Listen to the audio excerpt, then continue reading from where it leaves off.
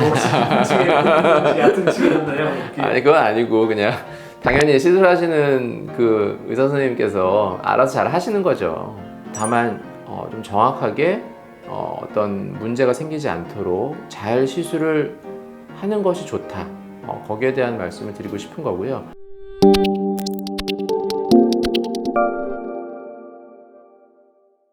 안녕하세요. 상담 오선생의 오선생입니다. 오늘 여러분들께 말씀드릴 내용은 눈 밑 다크서클이 있을 때 필러 시술에 대한 내용입니다. 눈 밑에 다크서클이 있는 분들은 이 부분에 대해서 이제 교정을 하고 싶어 하시는데 수술을 한 번도 안 해보신 분들은 처음부터 덜컥 수술하기가 겁나시는 분들이 많이 있으세요. 그래도 좀 비교적 간단히 이런 주사 방법이나 이런 방법으로 조금 다크서클이 좋아질 수 있다면 그런 부분에 먼저 솔깃하신 분들이 많거든요. 눈 밑 다크서클이 있을 때 어떤 주사 방법으로 이제 좋게 하는 방법의 대표적인 것이 이제 필러 시술이 있습니다. 가장 많이 일반적으로 쓰는 게 히알루론산 필러라 그래서 우리 몸에 이제 진피에 있는 그 히알루론산 성분으로 만든 필러가 되겠는데 결국 이 필러를 사용해서 다크서클을 개선하는 원리는 눈밑이 파인 부분, 이 눈물 고랑 부분이랑 그 다음에 그 밑으로 이어지는 앞 광대 부위 이 부분이 이제 파이게 되는 거죠. 그래서 이 부분이 꺼지니까 다크서클이 더 심해 보이는 거고요. 물론 그 위쪽에 있는 눈밑 지방이 불룩하면서 아래로 그늘이 생길 수도 있지만 필러를 이용해서 그 다크서클을 개선하는 원리는 필러는 무조건 채우는 거니까 꺼진 부분을 채워서 올려서 다크서클을 개선하는 것이잖아요. 그래서 필러를 이 눈물고랑과 그 눈물고랑 바로 아래쪽에 있는 앞 광대 부위를 올려서 다크서클을 개선하게 됩니다. 눈밑 지방이 불룩하신 분들 말고 오히려 눈밑이 꺼진 분들에 있어서는 그럼 필러를 이용해서 눈 밑에도 필러를 넣으면 되지 않느냐 이렇게 생각해 볼 수도 있는데 물론 그것도 생각해 볼 수는 있어요. 그런데 그 부분에 대해서는 또 말씀을 드리기로 하고요. 그래서 일반적으로 필러를 이용해서 다크서클을 개선할 때 가장 많이 하는 것은 눈물고랑과 앞 광대 쪽에 필러를 넣어서 다크서클을 개선하게 됩니다. 그래서 필러를 쓰면 안 된다는 얘기는 아니에요. 필러도 분명히 좋은 시술이고 필러를 이용해서 개선할 수도 있는데 다만 좀 정확하게 어떤 문제가 생기지 않도록 잘 시술을 하는 것이 좋다. 거기에 대한 말씀을 드리고 싶은 거고요. 필러를 넣는 이제 주입하는 층이 있겠죠.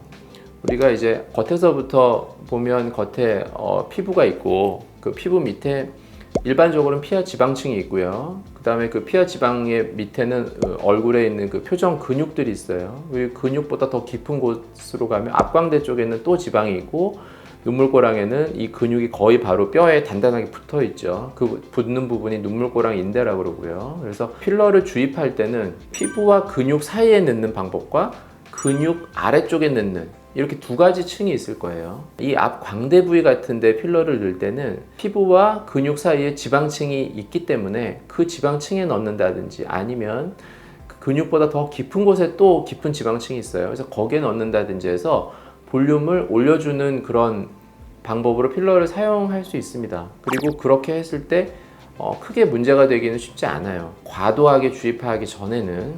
그런데 조심해야 될 부분은 이 눈물고랑 부분이에요. 눈물고랑이 꺼짐으로써 다크서클이 심해 보이는 경우가 많기 때문에 이 필러를 주입할 때도 눈물고랑을 주입하지 않기는 좀 어렵거든요. 그래서 필러 시술할 때 눈물고랑을 넣을 때 피부 바로 밑에 거의 피하 지방층이 거의 적게 바로 근육이 있기 때문에 피부와 근육 사이에다가 이제 필러를 넣는 것을 생각할 수는 있는데 그렇게 됐을 때 이 얇은 피부 바로 밑에 그냥 지방층이 거의 없이 바로 필러가 들어갔을 때는 이 필러가 들어간 곳이 피부 겉으로 우리가 이렇게 겉으로 봤을 때 비쳐 보일 수가 있어요.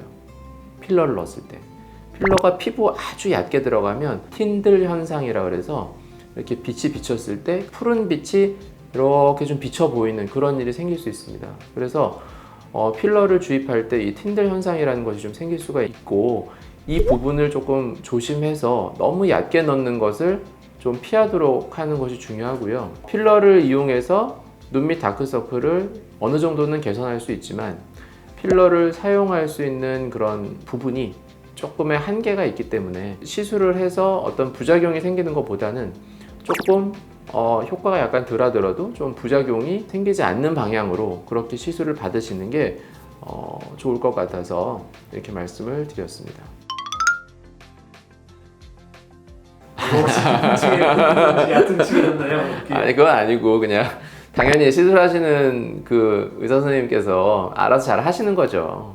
보통 필러 시술하시는 분들은 다 잘 하세요.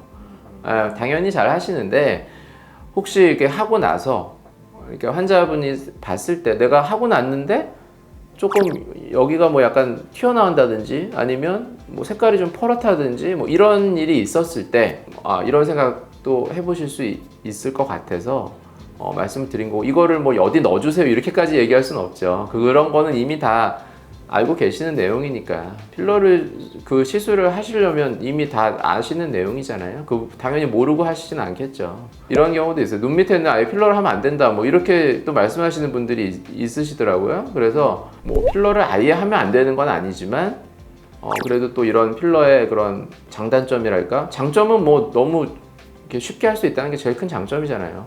필러라는 거는 바로 그냥 제품이 있으니까 바로 맞으면 되는 거고. 근데 이제 그런 단점, 필러가 가진 그런 부분들에 대해서 한번 말씀을 드려봤습니다. 그러니까 필러를 했는데 물론 필러가 없어지지 않는다고 해도 일부가 흡수가 될 수 있어요. 필러가 원래 흡수가 되게 나온 제품이에요, 원래는. 근데 보니까 안 없어지더라 이거죠. 실제로 써봤더니 우리 몸에서는 실제 들어가 있는 필러들이 조금은 줄어들 수는 있어요. 진짜 줄어드는 경우도 있고, 근데 2년 3년 지났는데 다 줄어들지 않고 계속 남아있더라 이런 거죠. 일부는 줄어들고 일부는 남는다 이거죠. 그리고 사람마다도 또 차이가 있고, 어떤 분들은 진짜 필러 했는데 뭐 1, 2년 안에 필러가 난 다 빠진 것 같다 이런 분들도 있어요. 그러니까 줄어들지 않는다는 얘기는 아니에요. 근데 안 줄어들 수도 있다는 거, 남을 수 있다는 거죠. 무조건 100%다 그냥 흡수가 안 되고 남는다 그런 뜻은 아니고요. 흡수될 수도 있지만 다 흡수가 안 될 수도 있습니다 라고 안내를 해야 되겠구나 라고 바뀌었다는 거죠. 네, 지금까지 눈 밑 다크서클에 있어서 필러 시술에 대해서 알아봤습니다. 궁금하신 점 있으면 댓글로 남겨주시면 제가 답변 달아드리도록 하겠습니다. 감사합니다.